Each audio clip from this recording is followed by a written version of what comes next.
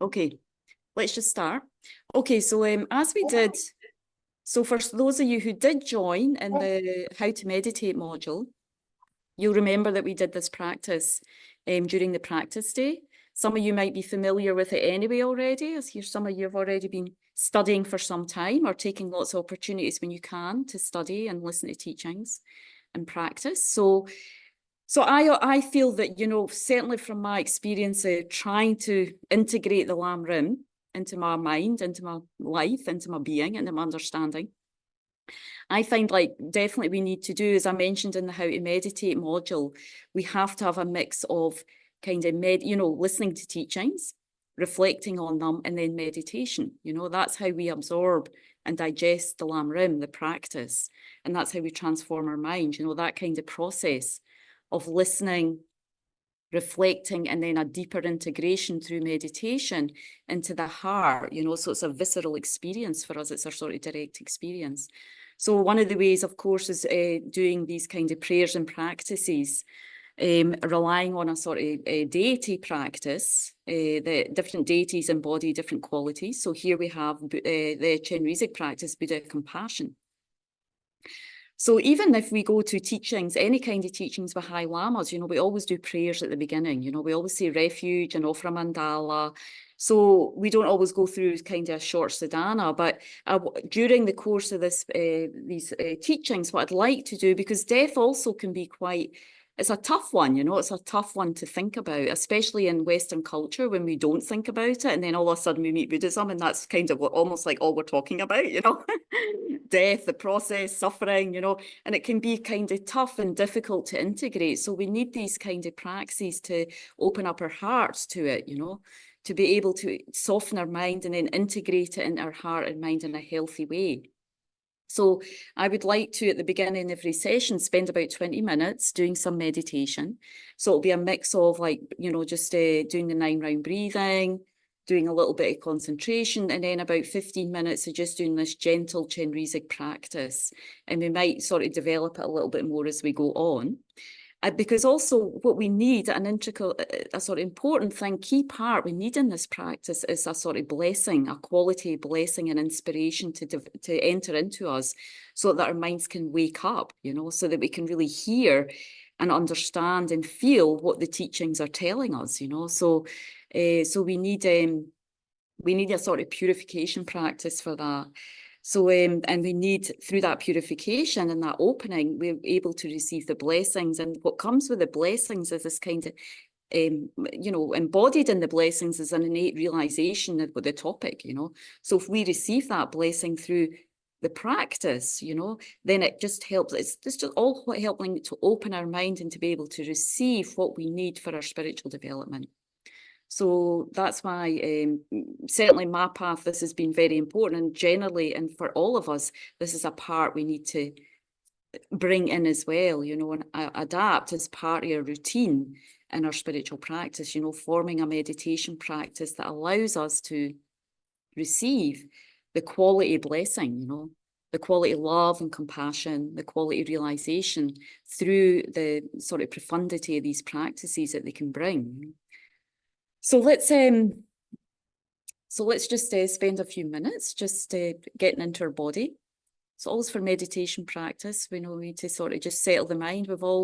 Many of us have got busy lives, we're working. So we don't want to add in our meditation practice too much more busyness in there. So we want to just clear the mind and the body first. So let's just start with, before we do a little bit settling meditation, start with the 9-round breathing that I introduced in How to Meditate. And if we don't know that, simply just, if you'd like to do this, or just settle into the breath, if you prefer just to start there. Closing off the left nostril. So bringing the first finger of the right hand, close off the left nostril, inhale through the right. And exhale through the left. So it's sort of long, slow, deep breathing through the right and exhaling through the left, just cleansing what we say the sort of left channel of the body, the psychic body. Inhaling, so we do 3 times, inhalation through the right, exhalation through the left.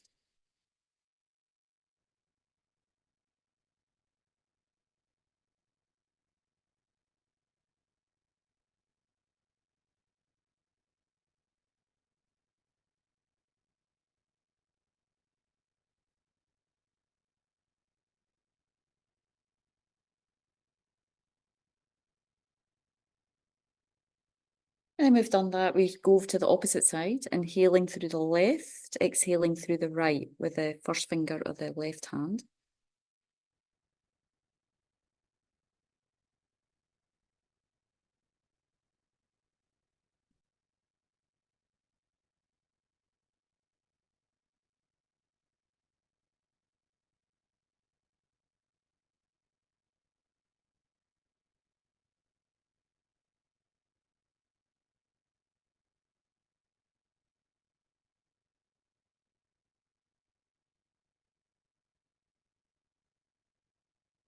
Then 3 long inhalations and exhalations through both nostrils, clearing the central psychic channel of the body.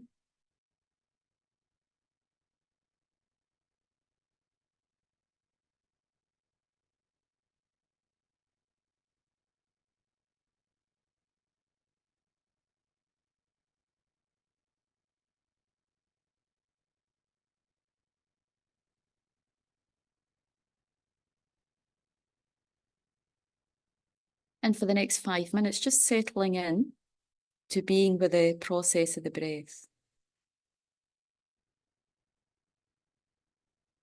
Doing some placement meditation, settle the mind. So one way is just to keep our awareness on the sensation at the tip of the nostrils as the inhalation goes in and out. Just breathing normally, and being with that process.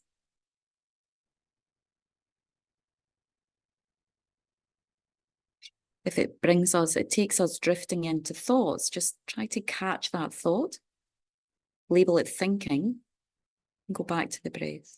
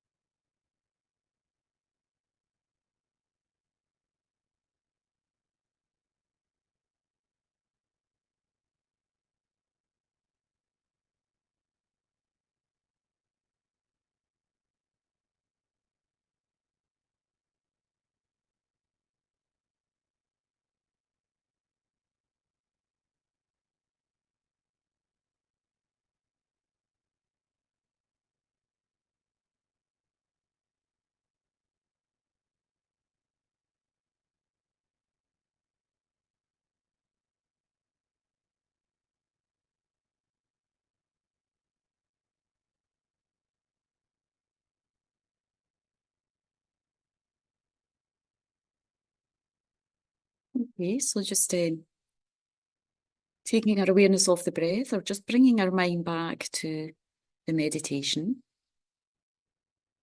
again.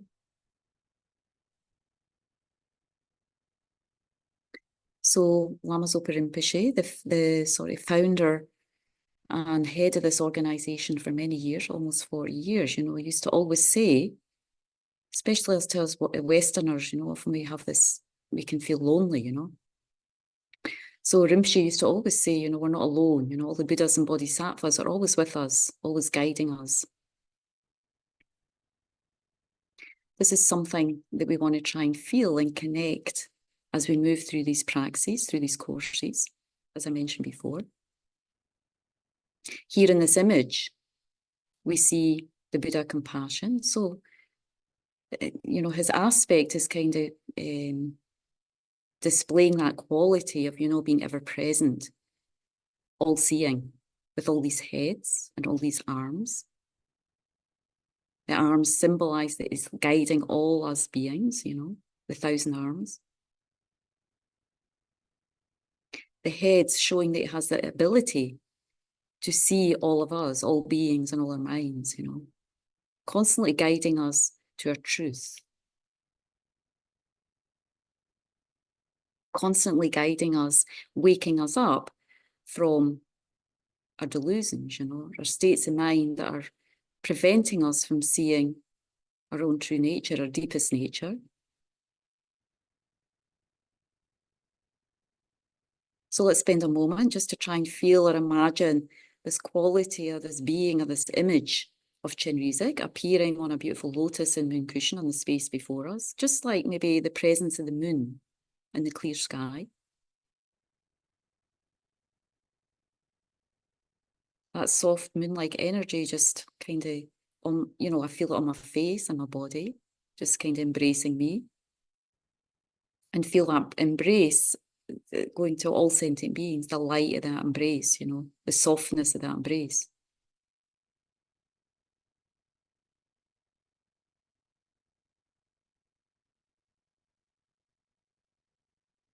Which Chenrezig embodies is where on this path, through this practice of the Lam Rim, where we want to go, our ultimate destination, the embodiment of our full capacity for wisdom and compassion. So right now, as we listen, reflect, and meditate on the teachings, this is what we're doing. We're taking refuge. We're generating this mind that wants to, kind of understand itself and develop itself on the spiritual path. So we're taking refuge in the Buddha, the Dharma, and the Sangha.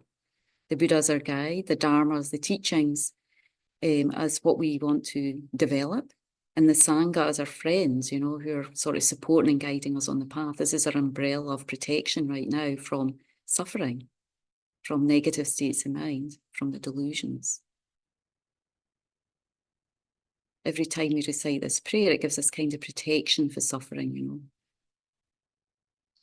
and kind of propping up our mind into the causes of happiness that we want to develop. So try to imagine all beings around us, all just like me, every sentient being seeking happiness. We're all the same in that.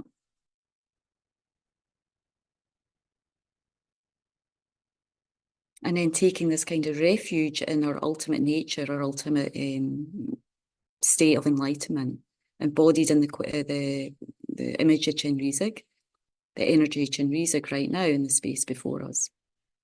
So we're going to chant once in Tibetan, twice in English. O Sangye Chodan Sogi Chognamla Chanchu Bardu Dagi Kyapsuji Dagi Chinso Gebe Sonamgi Jola Benjir Sangye Druparshog. I take refuge until I'm enlightened in the Buddha, the Dharma, and the Supreme Assembly. By my merits of generosity and so forth, may I become a Buddha to benefit transmigratory beings. I take refuge until I'm enlightened in the Buddha, the Dharma, and the Supreme Assembly.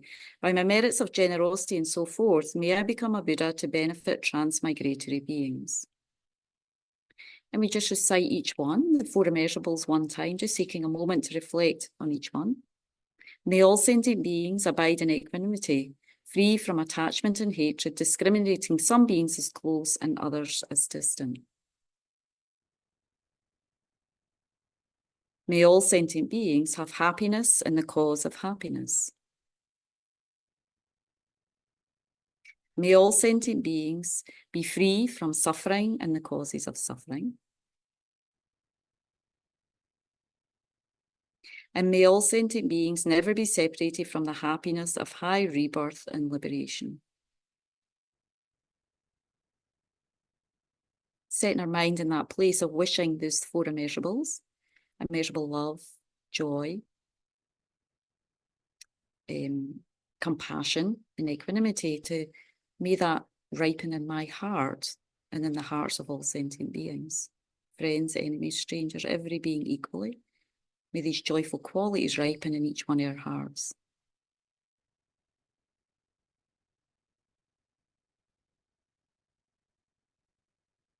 Then we offer a mandala, which is basically, we can imagine as our own enjoyment, whatever we feel attached to, we can imagine as offering to the Harichen music, as well as, you know, this world system, you know, the sun, the moon, all the enjoyments that exist in this world. We're trying to imagine as much as possible and just mentally offer to the Harichen music. If we open up in generosity, just giving allows the space in our hearts to be able to receive. So as much as we can, just feeling what we kind of feel attached or stuck to right now, trying to imagine visualizing that, offering that up to the Harichen music as we chant the prayer.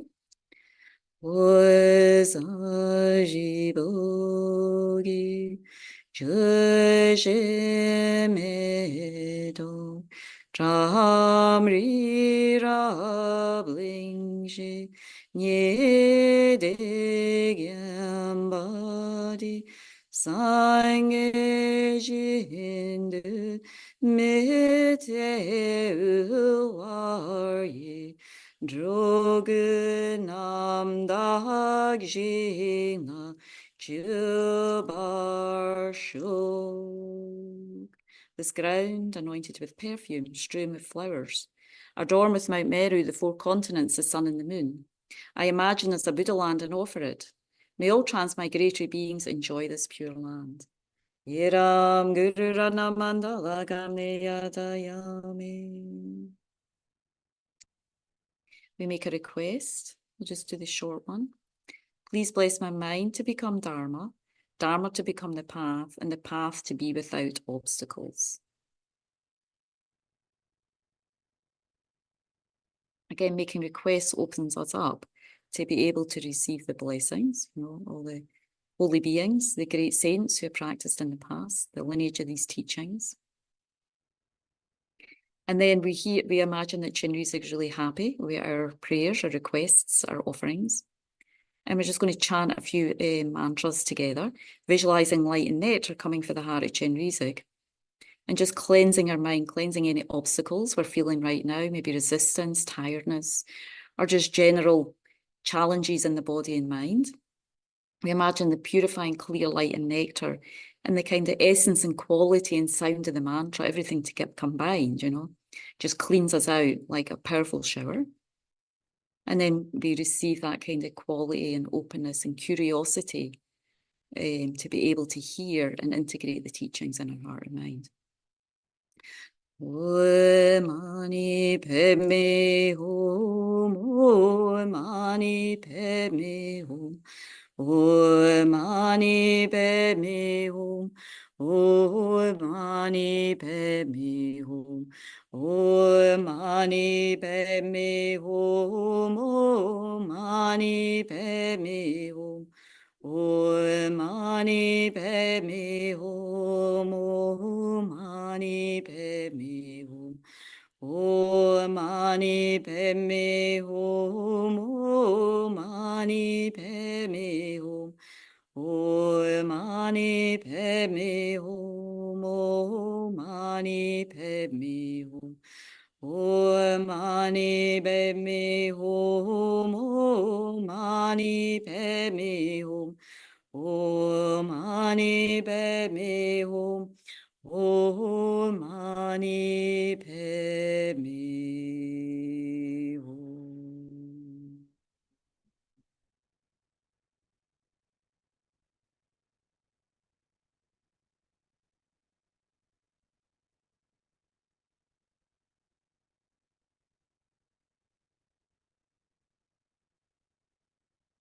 So Chenrezig, the Buddha compassion, that moon-like energy in the space before us starts to dissolve slowly from top to bottom into a very small ball, a blissful pure light. It comes to the crown of our head and again just dissolves through our crown, blessing our body as it melts through our crown, cleansing our whole body. Overall, any karmas that we've created, negative energy with the body is totally purified. The light moves down into our throat chakra, cleansing our speech, negativities of the speech. Speech that we often, isn't beneficial, so it empowers our speech to be always beneficial, always kind, always skillful.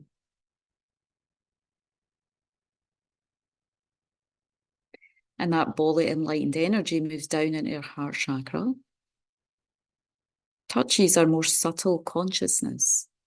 That's where we go to at the death time. That deepest place within us abides deep within our heart chakra. And it blesses that subtle consciousness, illuminates it, again, like the moon kind of rising, or opening up in the sky. Just fills our whole being with that moonlight light. And we feel we've received that special blessing for Chenrezig. If we have a connection with His Holiness or Lama Zopa Rinpoche, we can feel that these teachers just blessed our heart, our being, to be able to really hear and integrate and feel and understand the teachings for ourselves, and so we can benefit others. That much more we understand and integrate, that much more just naturally we benefit others.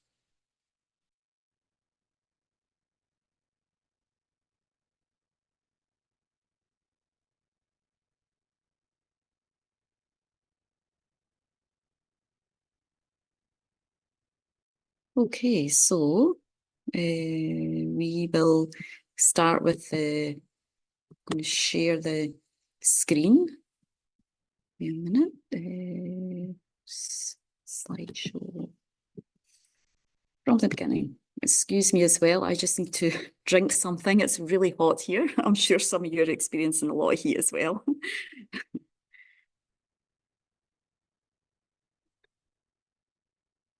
Okay, so discovering Buddhism, or continually discovering of the Buddhist path, through this module of death and rebirth. So here, this is a really good reminder, many of us see this when we enter. Some of us are maybe go to centres all the time. Most centres, I would imagine, have this image on the outside of the gompa. So traditionally, at the time of the Buddha actually he requested someone to draw this image and for always to be painted outside the temple, so that before people entered a temple, it reminded them of this place we're in called samsara. This whole image depicts the state we're in right now. So I think in the first, not in any of these modules, but I did a course on Introduction to Buddhism. So we went through it very briefly. I'm not going to do that this time. The only one I wanted to sort of highlight was a sort of scary figure on the outside. So who's this? Anyone? You can say, what do you want to mention? Muir. Sorry, say again. Muir. Mara. Mara, yes. So this is Mara. And Mara symbolizes, or Mara's regarded as the Lord of Death, you know. He's the, let me move on to the next one. So, got them a little bit out of order here, but so Mara's the Lord of Death. Mara's a demon in Buddhist cosmology who's associated with death, rebirth, and desire. Mara's also known as the Lord of Death or the Lord of the Senses. So right now, you know, what we discover as we move through Buddhism is that we are, you know, why we came here is because we could feel innately there's something not right in our life, you know, there's some level of discontent, dissatisfaction, you know.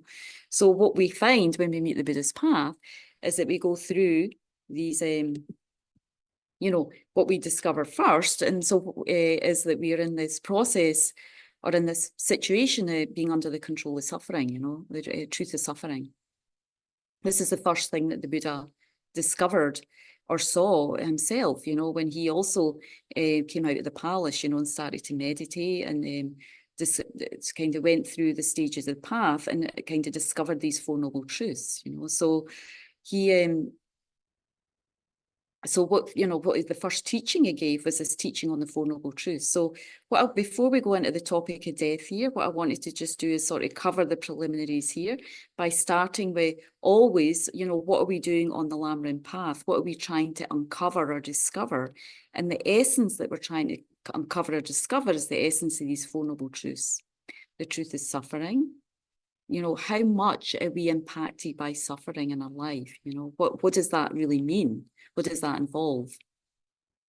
What are the causes of that? Our mind is a causative phenomena. It's under the control of causes and conditions, external and internal causes and conditions all the time. So what's really causing our states of dissatisfaction? This is something the Buddha uncovered in great depth. The truth of cessation, you know, the truth he discovered is that we can free ourselves of suffering and the causes of suffering. It's possible because the nature, the ultimate nature of the mind is pure, clear, knowing, and free from affliction. And the truth of the path, you know, the truth of the path is that there is a path that we can follow that can liberate us, free ourselves from suffering and the causes of suffering. So in terms of the, you know, moving back to death, you know, in which four of those noble truths does death come under? Is it the truth of suffering, the causes of suffering? Anyone?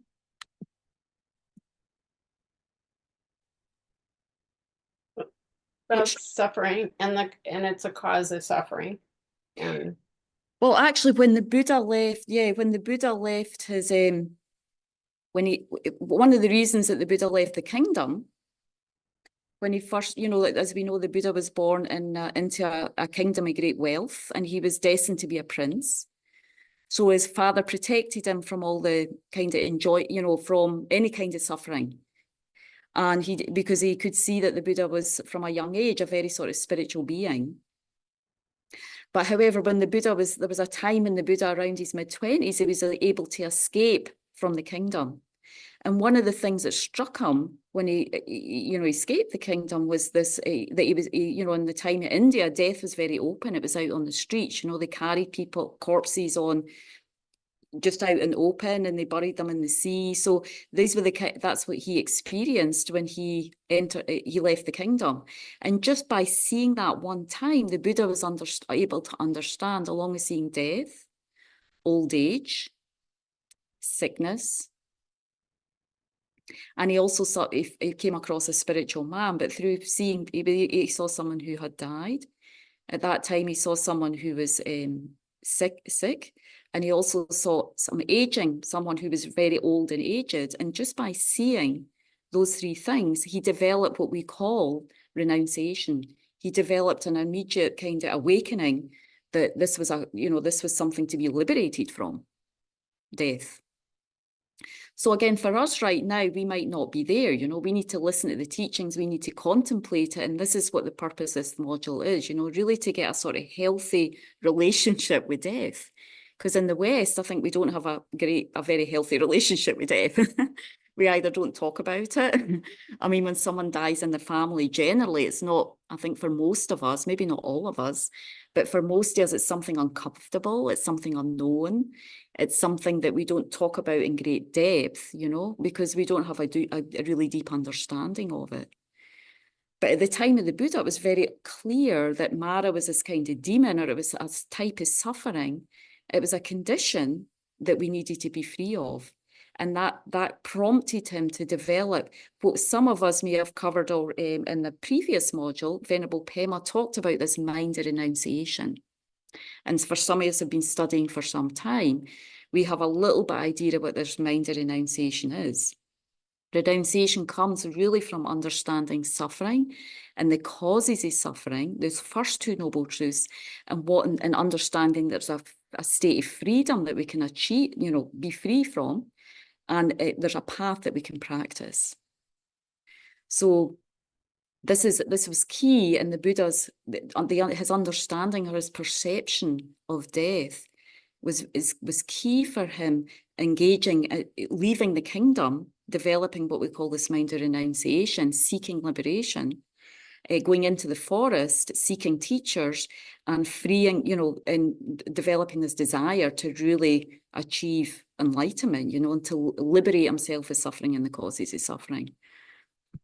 So this is why in this image here, we see this kind of Mara's kind of holding our whole, you know, the whole kind of cause is suffering here. This is all a depiction of, you know, how suffering manifests for us, not just in this realm, but in there's animals, there's the lower sort of hell realms. For some of us, the thought of hell realm might be difficult right now. So I have one friend who's been studying Buddhism for some years, and she mentioned that when she first heard a few teachings on Buddhism, I think even somebody mentioned to me the other day, even when His Holiness first came here to Vajrapani in 96, he talked about the hell realms. But so now, I think now so much the Tibetan Lamas don't often talk about it so much because I think it's quite a difficult topic for Westerners. So anyway, yeah, so he, anyway, but one of my Western friends, she said that, you know, when she first heard this, she couldn't take it on, you know, it was too much. So she went up to the teacher in the end and just says, I can't understand all this discussion about the hell realms and the preta realms and he just says, well, just imagine it as a hell on earth. You know, think about these realms, maybe just from what we can imagine right now, because each of these realms, the hell realm, the preta realm, people who are suffering from starvation and thirst and hunger, the animal realms, the god realms, you know, people who have wealth, but they just fight with each other over power and money. These are the sort of upper realms here, as well as the human realm. They all exist in this realm, you know, but each one of us, no matter where we are in this human realm here, we're all under the control of death, you know. We all have to face death.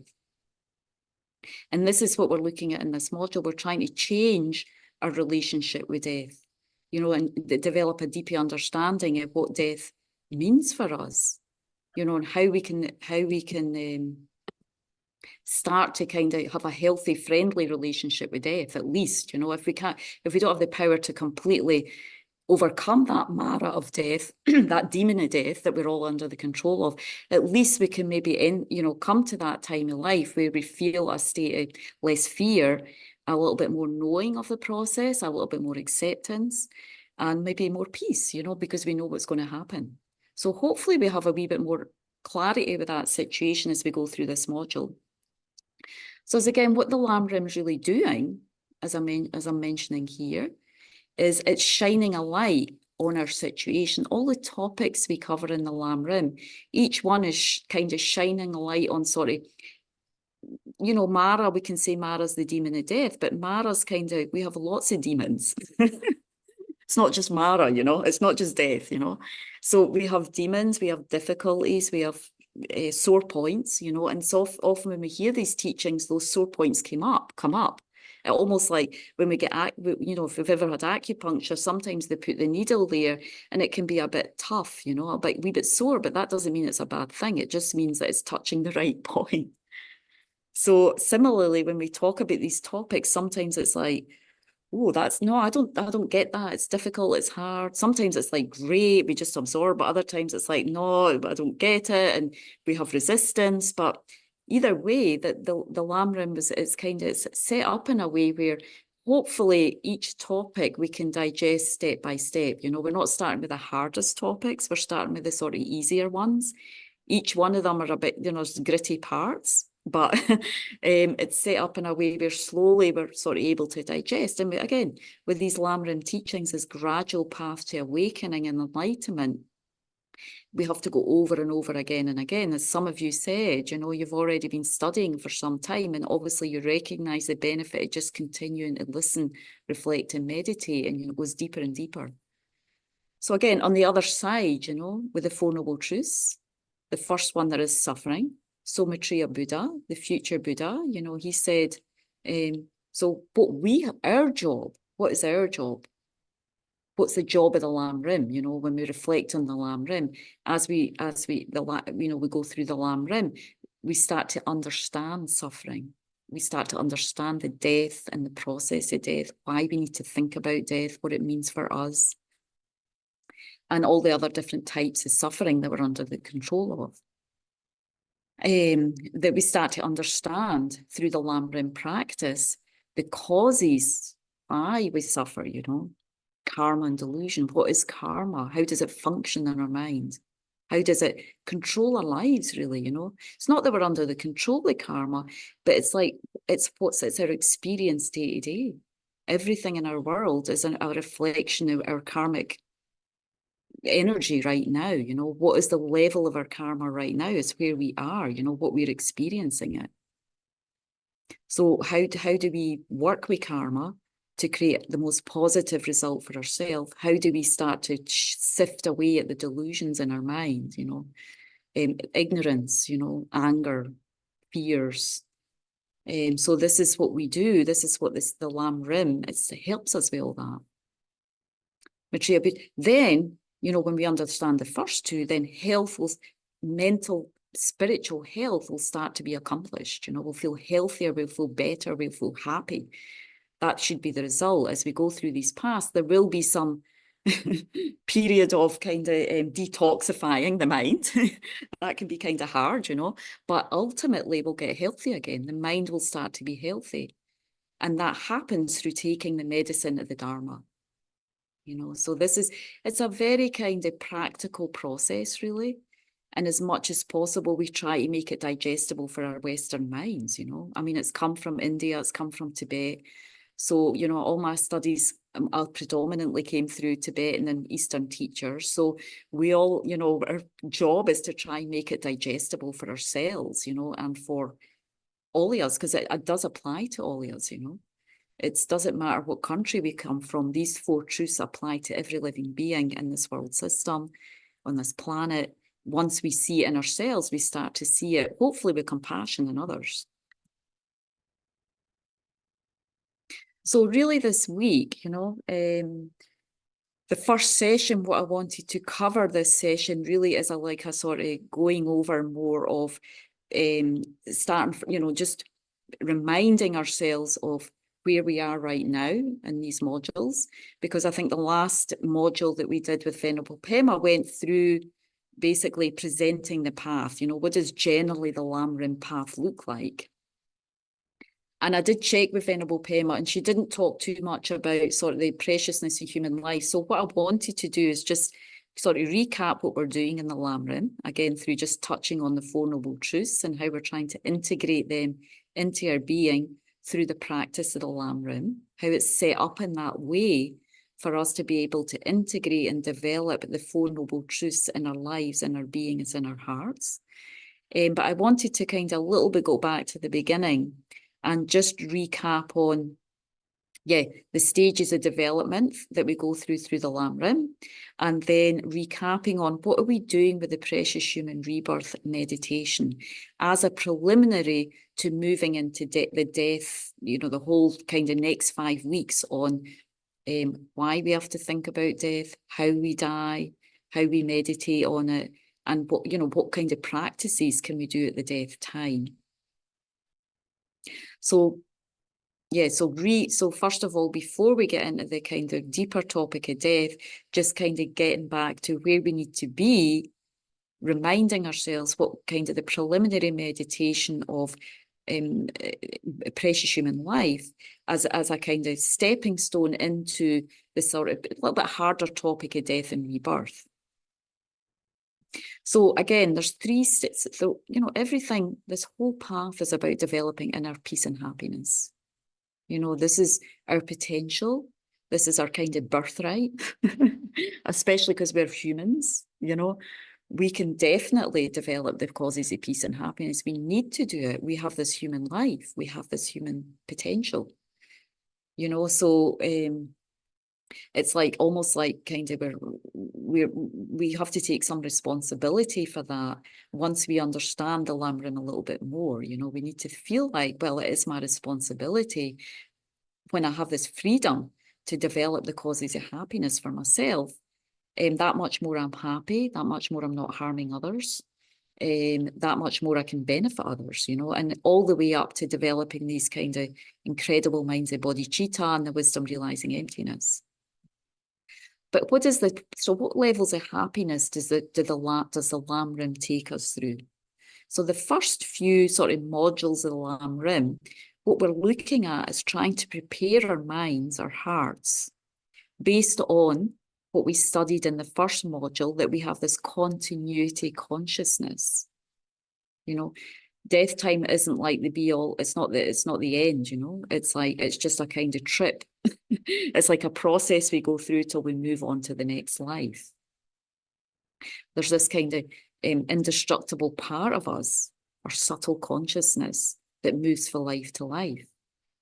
So we kind of have, once we get to kind of a sense of that, some of us might have some experiences we remember for past lives, Some of us may have to think about it a little bit more to really understand the process of past lives and, where we've come, how come we came into this life and who we are, Did that just come from nothing? No, what we experience now came from the causes and conditions that we created in our past lives.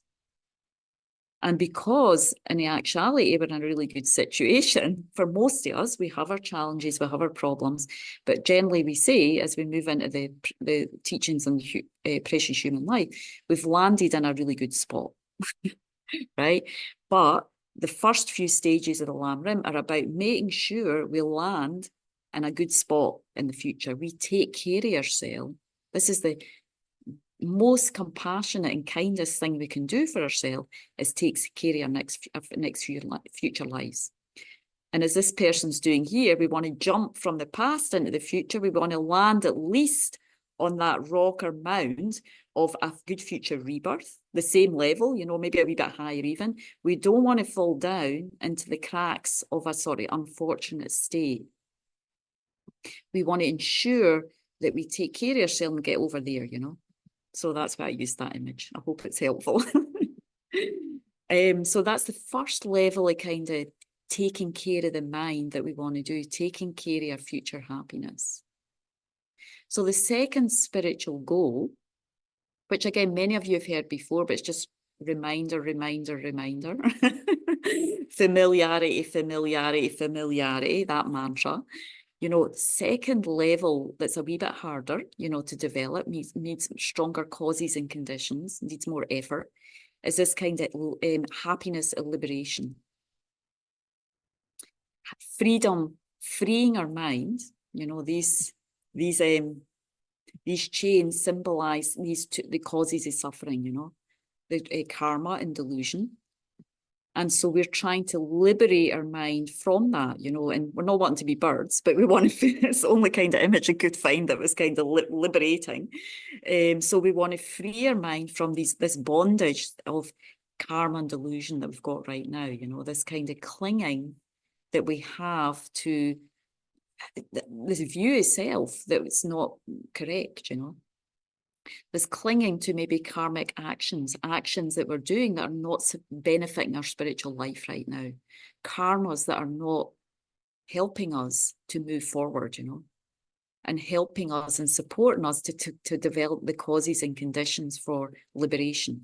So we're trying to free the second level, or as we move through the different modules, is trying to develop an understanding of what creates the happiness of liberation. How do we do that inwardly? So that's the second level of spiritual happiness that we can achieve in this system of teachings.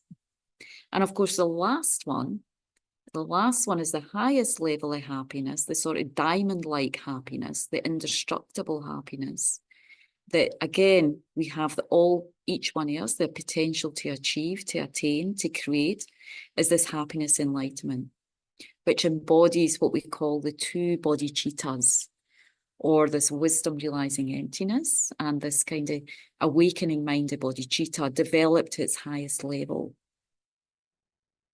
So that's kind of what we start to cover in the final few modules. You know, what does that look like? How we can start to develop our mind, or continually develop our mind in the causes of these levels of happiness, these levels where we don't go back to this wheel of life. We're out of that. We're already out of that actually in the second, you know, when we are liberated.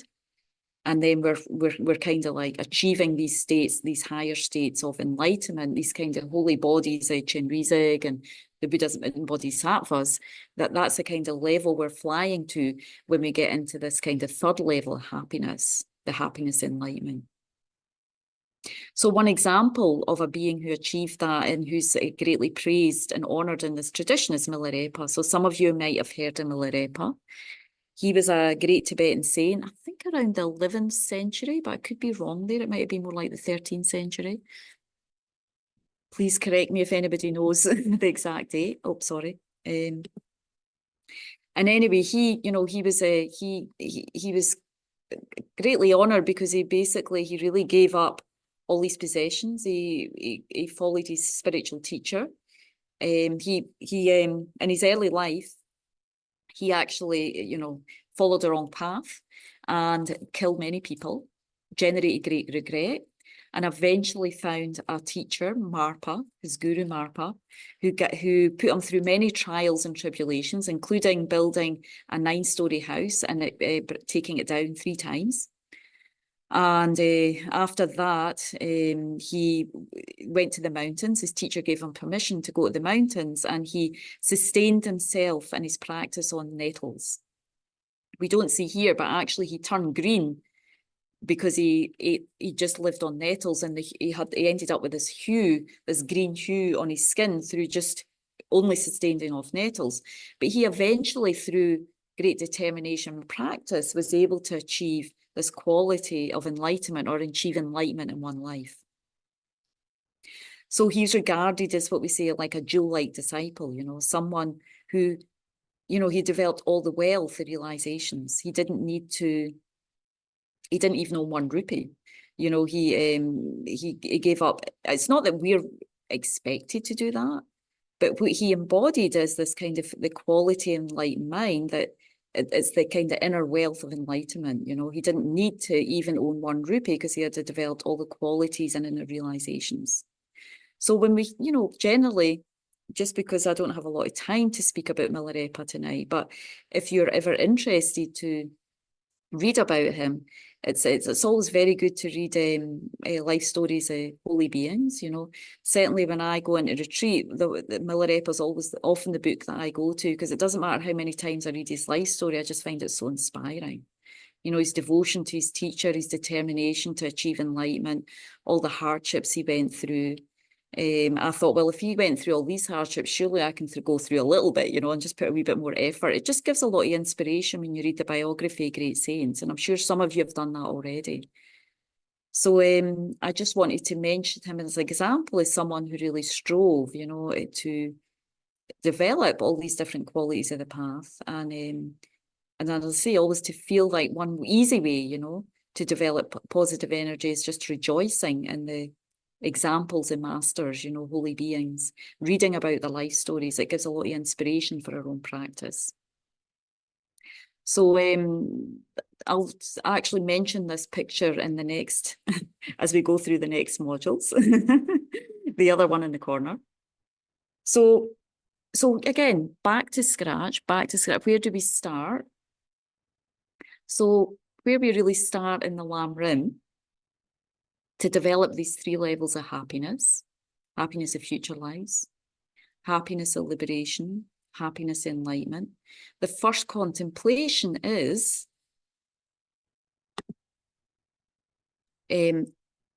finding joy, trying to find a joy and happiness in our spiritual practice through contemplating our precious human life. So how do we do that? You know, so first of all, kind of recognizing and taking hold of the preciousness of the situation we are in right now. Yes, we all have, for sure, challenges, obstacles, difficulties in our life because, yeah, we're under the control of suffering. We're in suffering right now. So we do have that, you know. Many of us came to this path because we could feel our suffering, our dissatisfaction, you know. But the first part of entering into this path is trying to develop this kind of happiness and joy and the freedom that we have right now in our situation. So it's like a sort of wake-up call to find out, well, what is in our favour right now? Yeah, we're under the control of karma and delusion, we're under the control of suffering, but what do we have to take from that can give us joy and energy in the path right now?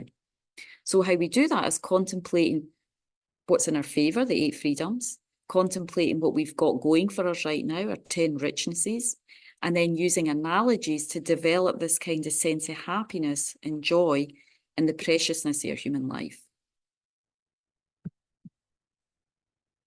So what are the freedoms? So again, this is just kind of roughly a summary of this, the kind of teaching or the first contemplation on the precious human rebirth. So right now, what are the kind of freedoms? You know, we're free, we're not encumbered by unfortunate states. We have that going in our favour. As I mentioned in the Wheel of Life, you know, again, just looking around our world, look how much struggle, strife, suffering outside our own stuff is going on in the world right now. Or externally, yes, just environmentally, there's so much stuff going on. But also internally, so many people, I think, because there's so much change going on in our current world situation, everybody's going through struggles and strife, you know. So right now, you know, one way in terms of unfortunate states is just thinking, well, I'm not in a place where I'm having some sort of hellish experience, you know, like major harm for the elements. I'm not in a prison. I'm not under the control or power of difficult people. You know, we have, you know, we're living in a place. You know, we're in a place right now where we're not experiencing harm for the elements.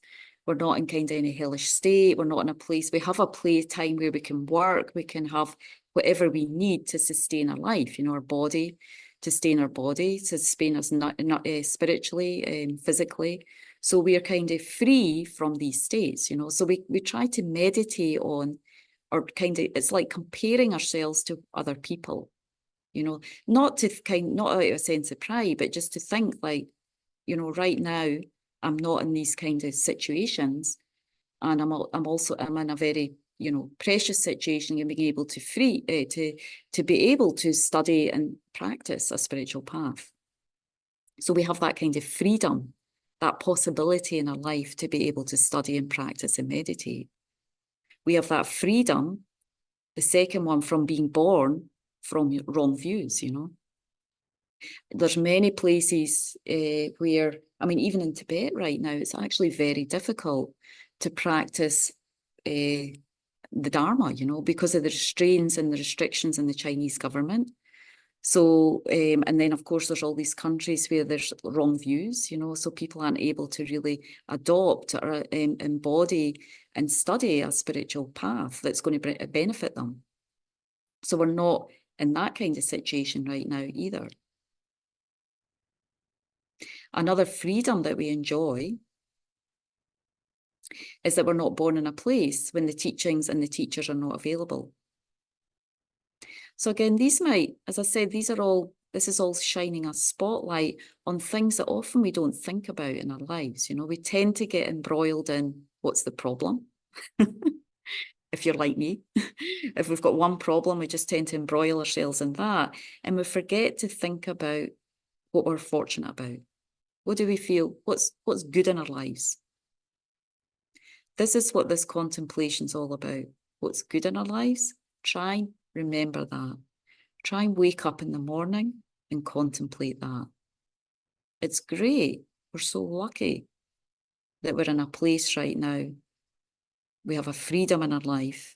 We've got going in our favour, that we're not, you know, in a place where there's a shortage of food and food and water. We're so lucky. We're so fortunate. We're not in a place right now where there's governments and restrictions on spiritual practice, or people are just practicing wrong views that are going to create more suffering, like the views of the Taliban or other extreme, they're not really religious, but extreme views, you know. We have a freedom from that kind of situation. Wow, we're so lucky. We're born in a time when these teachings exist, you know, because actually the Buddha's teachings are predicted to exist around about 4,500 years. So we've already had 2,500 years. And of course, when the further away we get from the Buddha appearing on this earth and teaching, the teachings gradually degenerate. So this is a time we really need to grasp and take an opportunity in, because they're still alive. They're in the West. They're on our iPad. They're on our computer. And there's also teachers who are skilled and qualified to really shine that light for us of the teachings to open our heart. So the freedoms, we try to think about this, and it's almost like a mantra. Lama Zopa Rinpoche would say, we think about the freedom, we kind of have a scan of the world and think, gosh, I'm so lucky. And we do this sometimes, but maybe not all the time. So this is the point of the precious human life, to really kind of encapsulate and get that feeling of happiness going in our mind about how fortunate our situation is, really grasping that.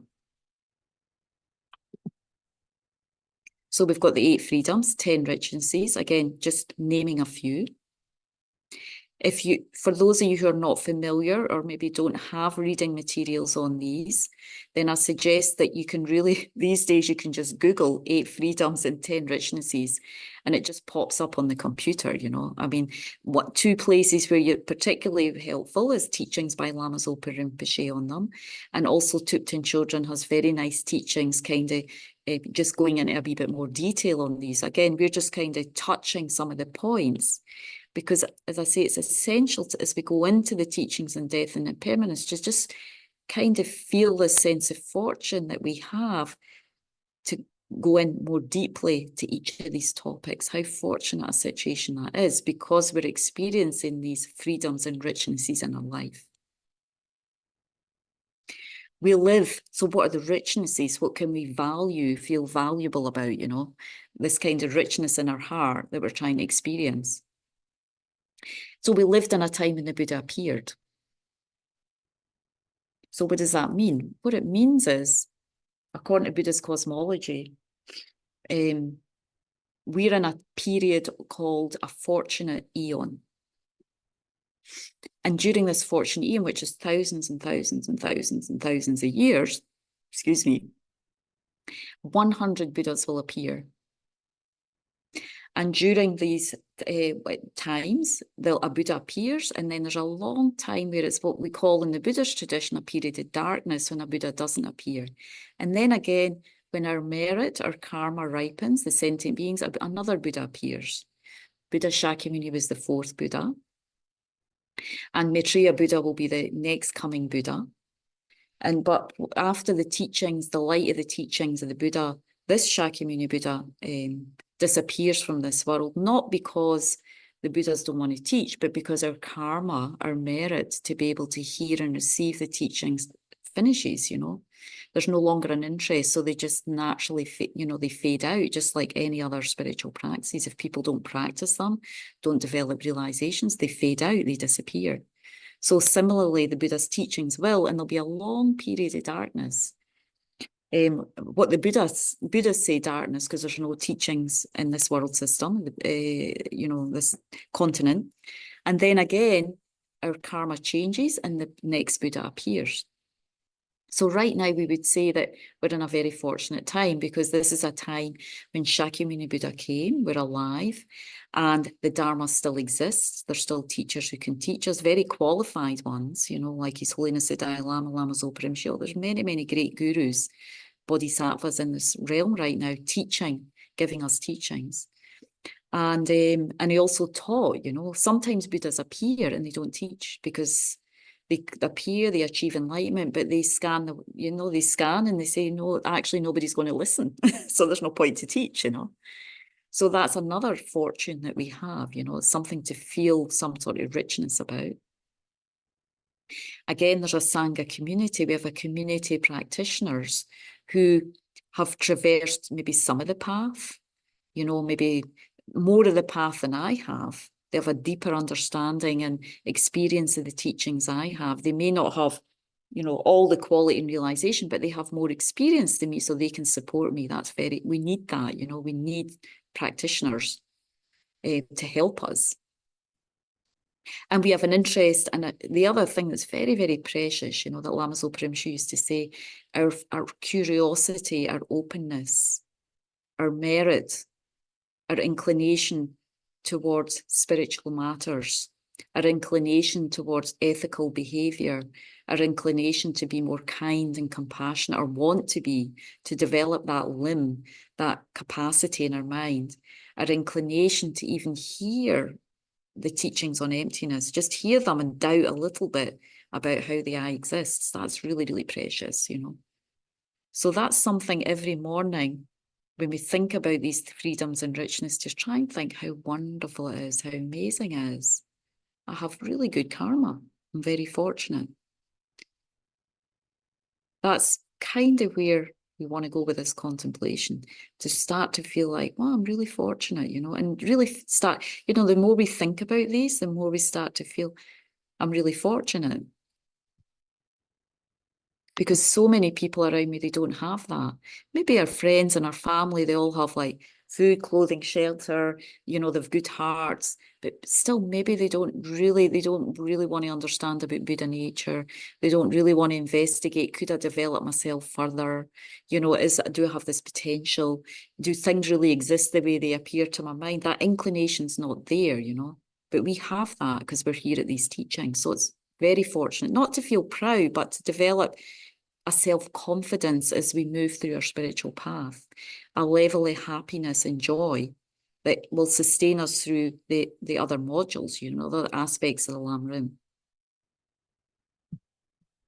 So another way to get a feeling of the preciousness of your human life is using analogies. Again, many of us have heard it before, but somehow for me, every time I hear it and I think about it, it just kind of, opens up my heart, opens up my mind. It touches something, with that kind of teaching on the precious human life. So the Conqueror, of course, this is a quote from Shantideva, who also was a great spiritual holy being, around about, the 9th century, I think. He wrote again, another revered text called The Bodhisattva's Way of Life. How to practice to be a bodhisattva, how to develop our mind and bodhicitta through the practice of the 6 perfections. And again, even in that, he talked about the preliminary practices, how we need to recognize before we develop bodhicitta, before we move into these more difficult topics, recognizing and taking joy from the preciousness of our situation right now.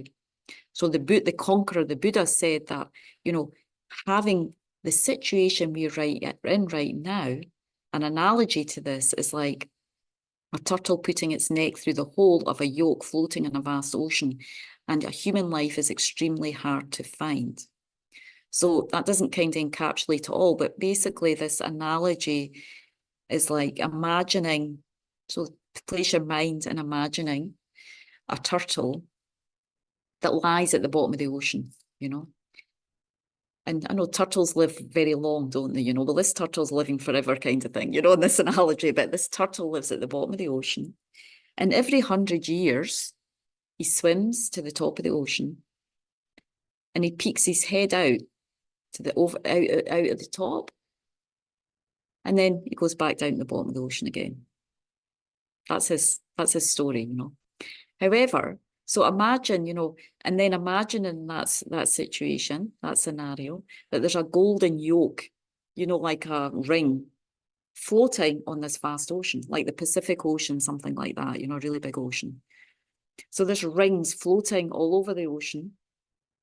So what would be the chance that this turtle is going to float to the top of the ocean and his head is going to go through that ring? Because he's just pretty much in the same spot, the same area of the ocean all the time. Turtles also don't go very fast, So what's the chance that he's going to get to the top of the ocean and his head's going to go through that golden link that's just also floating randomly, here and there across the ocean?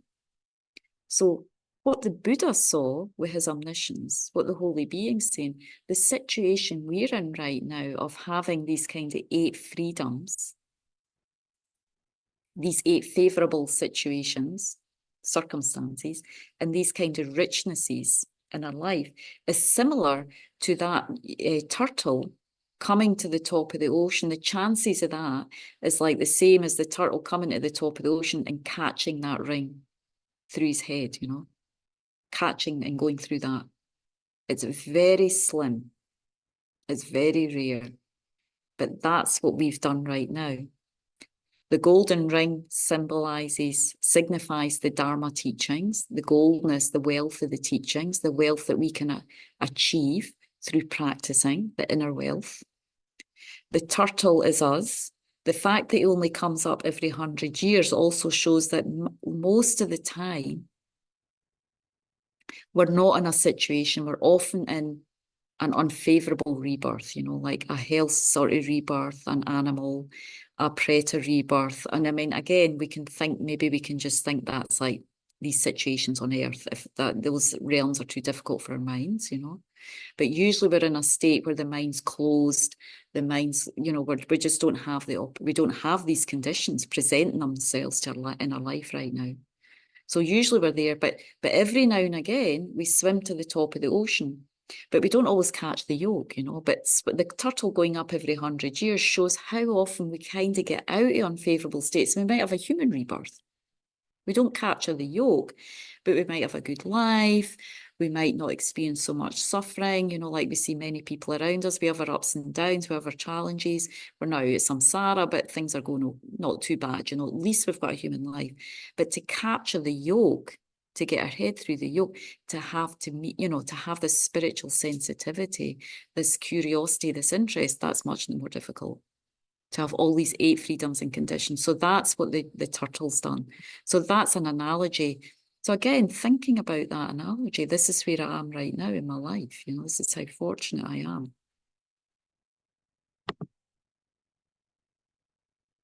Another analogy is just like a beggar finding a diamond in the garbage. Well, we'd be overjoyed, We think about that, you don't have any money. There's probably been times in our lives when, we've been struggling or suffering and somebody's came along and helped us and we feel that kindness, or, we feel a sense of joy about something, some unique or rare situation that happened in our life. So again, it's kind of almost like, but it's a little bit different, but similar to like a beggar, someone who doesn't have any money, and all of a sudden they find like, I don't know, or we could say maybe a jewel or like a case of $1 million in a garbage heap. I mean, it would just be overwhelming. The joy, the happiness, that you would feel. So it's that type of experience when we do this contemplation that we're trying to sort of touch base with, trying to get a sense of, trying to feel. Another one that's maybe easier for us in the West, it's like winning the lottery, We've won the lottery rebirths. Like the $1 million, the $500,000, it's like, wow, wow, wow, wow, wow, we're so fortunate, So if you woke up tomorrow morning and you got a call and said you've won the lottery or you've won some sort of prize, or potluck or whatever, you would be like, and it was a lot of money, there would be an immediate sense of like, I'm so fortunate, I'm so happy. So it's that we're trying to trigger, you know, in this contemplation. But again, we do need to think about it and look about it at different angles.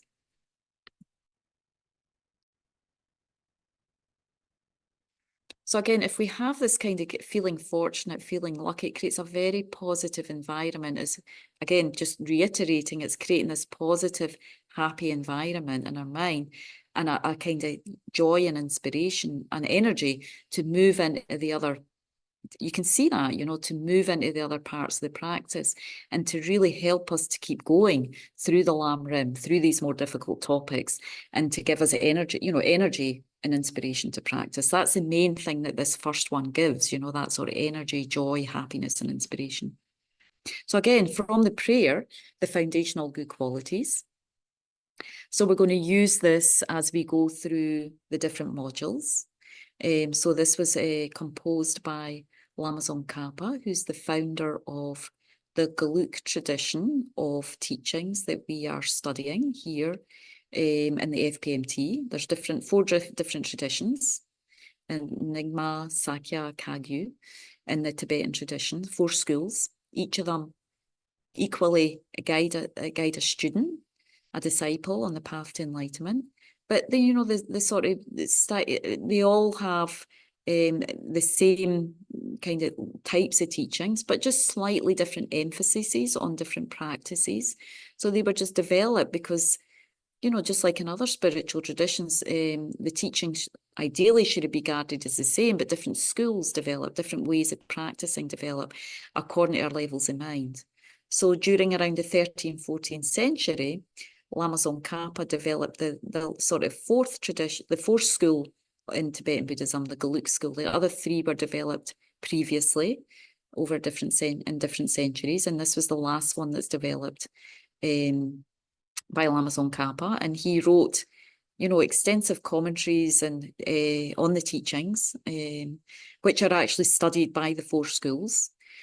But in a nutshell, for us at our level, you know, practicing these more kind of simple prayers that again encapsulate the whole path from precious human rebirth up to the wisdom realizing emptiness and the precious mind of bodhicitta.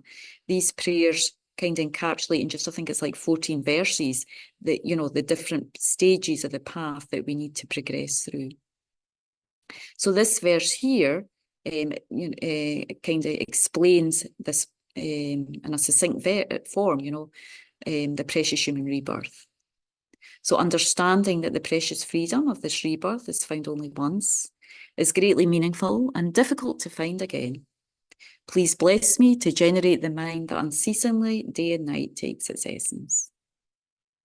So again, the first verse, understanding that the precious freedom of this rebirth is found only once. So again, when we look through these 8 freedoms and 10 richness, we can see that they're not easy to get. They're not easy when we look around the world. It's not easy to be a human and born in a country where we can still practice, where these teachings are available, where we're not encumbered by difficult external circumstances. And also we can see in the light of the teachings and what the kind of teaching, the first module on the potential our mind has, you know, to develop itself in the causes of happiness, that this freedom is very meaningful because we can use it to develop our mind in higher and higher states of happiness and freedom. Using the analogy of the turtle, for example, we see that it's not easy to achieve all these causes and conditions, all these freedoms and richnesses. And then we request for that inspiration, that blessing, just like all the great holy beings in the past, all the lineage masters. We ask them to bless our mind, you know, to be able to practice. Maybe we can't practice day and night, but at least unceasingly, but at least to give us some energy, you know, to practice and to develop these realizations step by step in our heart and mind. That's really what that prayer is requesting there, you know, there. So that's the, you know, then the next 2 verses we will look at that talk about this module we're on, death and rebirth, and request blessings to understand that more deeply. We'll look into those next week, but that's the kind of the meaning, explaining the meaning through previously of what this verse kind of encapsulates, what we're asking for there. So again, the outcome of the contemplation, as I mentioned, should be that we feel like, wow, wow, wow, wow, wow, I'm so fortunate, you know. And who created this? I created this, not anyone else, you know. Certainly others helped me, you know. We always need others on our spiritual path, you know. We depend on others to create merit, to practice generosity, to practice patience, you know, to support us. We absolutely depend on other beings all the time, you know. But for us as Westerners, we need to kind of feel like, wow, this is well done. Pat yourself on the back, you know. I did a good job in past lives. I'm not completely there yet, but I'm, you know, one analogy, another analogy is, in the Lam Rim is like achieving a precious human rebirth is like carrying a boulder up a mountain. You have to carry this boulder all the way up to the top of a mountain. So achieving a precious human rebirth is like getting halfway up the mountain. You know, we've got at least halfway there, you know. We're out of the more unfavorable states of existence. And we've got all these precious freedoms, you know, and abilities to be able to practice. So that's amazing, that's great, but we're not over it yet. You know, we still have this boulder, you know, the causes of suffering. We still have these maras, these inner demons, these inner obstacles that we need to overcome. So, and we've, you know, so we still need to get all the way up the hill. And then when we get up to the top, we'll lay it down because we're kind of done. You know, we've reached the top, we've reached enlightenment, we've reached our full potential. Another way of thinking is, you know, we use this expression, oh, this is a once in a lifetime opportunity, you know. But in the Dharma, in the context of the Dharma and reincarnation and rebirth, and in that view, it's a once in a lifetime's opportunity to practice Dharma. So we could look at it like that. So just to finish the class tonight, what I thought, first of all, for 5 minutes, do we have any questions or comments?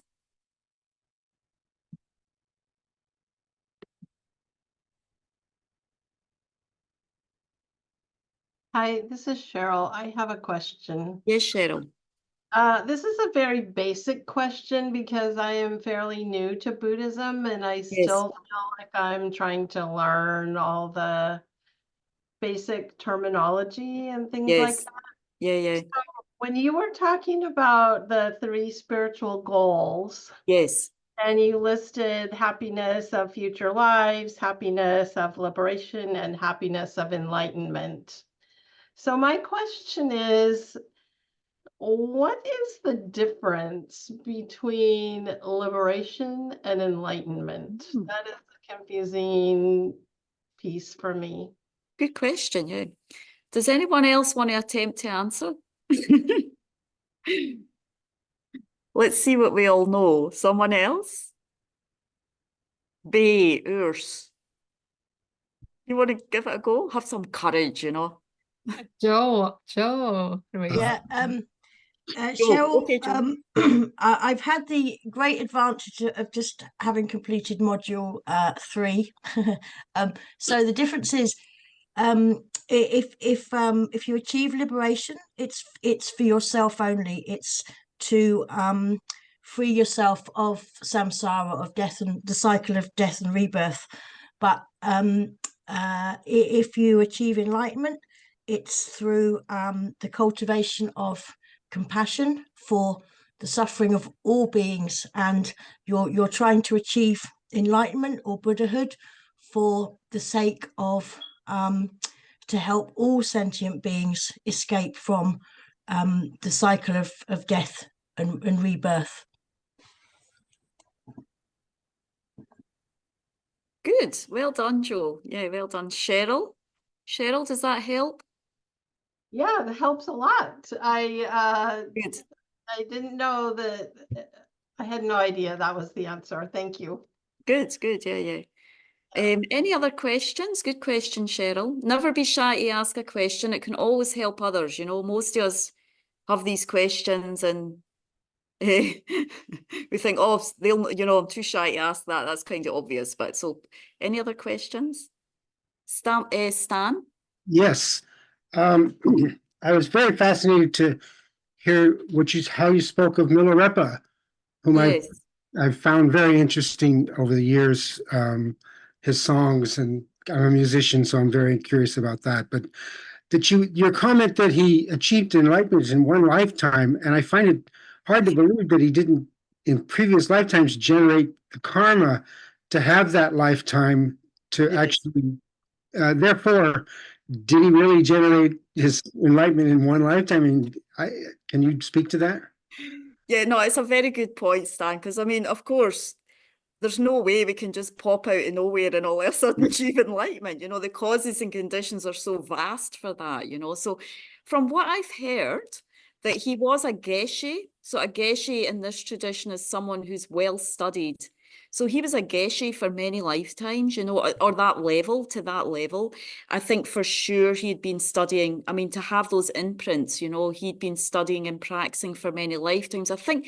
But they often say that about Milarepa, achieved enlightenment in one lifetime, yeah? But it's like, of course, you know, there's no way, you know, you can come from what the lower realms and all achieve enlightenment. So my understanding of that more is it's just showing his dedication, because he killed something like 20 people, you know, through those. So he entered into a wrong path with a wrong guru at some point, mainly because his mother guided him in that way. And without going into elaboration on the story, but either way, he killed, for everyone else's sake who might not know, he killed over 20 people by performing a black magic. So he actually already had some powers and spiritual powers in that life, but he used them in the wrong way. So to be able to purify that karma, killing so many people, is not easy, you know. Then you get enlightened in that life. I mean, it's difficult, right? But then he met Marpa, who was a very, very strict guru. And because of Milarepa's dedication, you know, his single pointed, I want to purify this and I want to achieve enlightenment, that he was incredibly dedicated. I think that's why he's so praised, you know, because Marpa beat him, he hardly fed him, he put him through so many hardships, not because he didn't like Milarepa, he loved Milarepa, but Milarepa had so much heavy stuff that he had to clear, you know, if he wanted to get enlightened. So Marpa used these skillful means of having him build 9-story towers and pulling them down again because somebody helped him. He had to build these brick towers on his own. He had sores on his back. You know, and even Marpa's wife, who was regarded as a yogini, was like, Marpa, this is too much. I can't bear, I'm suffering. But Marpa was skillfully, because Milarepa had the power of mind, he had the determination. It doesn't matter what I'm put through, I'm going to do this, you know. So I think they say in one lifetime, because he went through so much hardship to purify that killing karma, and then of course went off into the mountains and again living for nettles and really, really going through hardship. Again, not that we're looking at any us to do that right now, but he just had this Vajra-like determination, and that's what took him to enlightenment in that life. Whereas not for most people, they wouldn't, with those kind of, you know, with that kind of karma, they wouldn't have been able to get enlightened in that life. Does that make sense, Stan? Absolutely. It's very inspirational and inspiring. And then also, I just want to quickly say how you speak of the preciousness of this human rebirth, things that I already was aware of, but the way you spoke of them tonight is very inspirational. So thank you very much. Thank you. Yeah. I mean, I think the main thing I want to get for it, because it is difficult. We receive, I mean, I've received all my teachings from an Eastern, you know, Eastern, and it's wonderful, you know, because you get the sort of blessing from all these great holy masters, you know. But how do we really integrate it into our minds in the West? You know, how do we work with this and understanding that to kind of really, because the whole point is of our hearts to open and to get joy in our path, you know. We hear suffering, but it's not to add on to suffering. It's to kind of illuminate our mind so we see, okay, we're suffering, so how do I work with this, you know? So Precious Human Life, it's such, Rinpoche, I think Rinpoche wrote like a whole book on it, you know.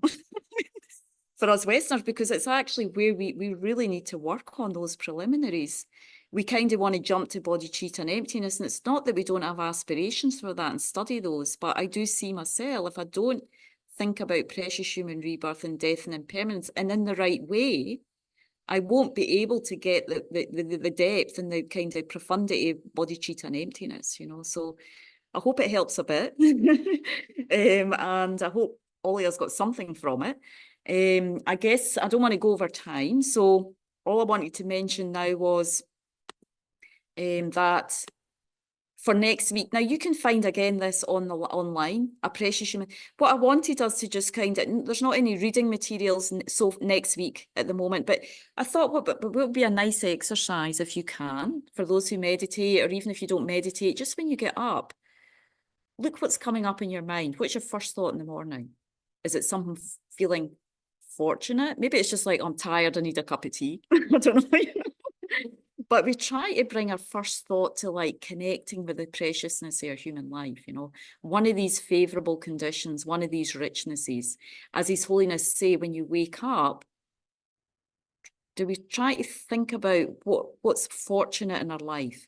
Doesn't mean that we ignore the hard stuff. We need to still look at the hard stuff, but we try to use this good stuff to kind of overwhelm, so we're not focused on the bad stuff. You know, the more we think about our fortune, how fortunate we are, how lucky we are, the good things in our life, the other stuff's still there, but it gives us energy to deal with the other stuff. We don't get overwhelmed with it, you know, because we've got this more energy, happiness. Because again, the whole path is about developing 3 levels of spiritual happiness. Happiness of future lives doesn't mean like we don't care about this life. It encompasses, as soon as we start thinking about taking care of future lives, we already take care of this life. As soon as we start thinking about liberation and in the right way, we're already taking care, we already get happy. As soon as we start thinking about bodhicitta and emptiness, it's already bringing happiness, you know. So it's like they take care of that, this happiness. This is what creates happiness, this life, by thinking about those 3 in the right way. So maybe next week we can try as an exercise to every day think about 2 or 3 things that we're really fortunate about, that come easy to our mind, and maybe just sifting over a few of those that we're not familiar with, but these 8 freedoms and richnesses, thinking about them a little bit more, and maybe chant a few Mani Padme Hum if you're inclined that way, because I feel like that helps. That whole mantra encompasses the path. You know, that's a whole other discussion on its own, or topic on its own, but it does encompass bodhicitta and emptiness, the kind of mind enlightenment. So, and again, you can find this online. If you just Google His Holiness Dalai Lama Precious Human Life, it pops up everywhere. So if you want to get that and just pop that up and read that in the morning, that's beautiful, you know, it's a beautiful way to start the day. Okay, so we'll do a couple of dedications and then we'll finish. So we're not too, don't want to be over time. Don't want to create that habit of being over time. So just 2 dedications that, again, we always do. And again, for those of us, when we go to teachings with, you know, lamas or whatever, more official teachings, it just gets that familiarity with these prayers, you know. So we'll recite them in English, just recite this one in English. And then we'll do His Holiness's long life prayer as well. So this, again, this is one of the goals, bodhicitta, as Joe was saying, in the sort of third in the third level of happiness, you know, in the path to enlightenment. This is what we want to try and develop. So we start praying for that now, you know. And bodhicitta first comes kindness, an open heart, and then comes bodhicitta. So when we pray for bodhicitta, we're praying for kindness as well. Janju senju rinpoche magi panam gigurshik yewa nyamba meba ye gone gondu pelwar sho. May this precious supreme bodhicitta, not yet born, arise and grow. May that arisen not decline, but increase more and more. Sorry, it's a different English translation. And for His Holiness. I don't know, where's the... Oh. Incomparably kind and supreme Tenzin Gyat, so the wish-granting, wish-fulfilling jewel, source of every single benefit and happiness in this world, may you have a long life and may all your holy wishes be spontaneously fulfilled. So we pray for His Holiness's long life, all our teachers, everybody who's practicing Dharma, using their human life, may they have a long life. And I just don't mean Buddha Dharma, I mean practicing a spiritual path, you know, awakening in their hearts and good qualities. May they all live a long life. Okay, thank you so much for joining. Thank you, so much. Angie. Thank you so Thank you, much. Venerable Angie. Okay, thank you. Okay. Thank you, Faye. Thank you, Bye-bye. Faye. Enjoy your Bye. week. Thanks. Thank Bye. you.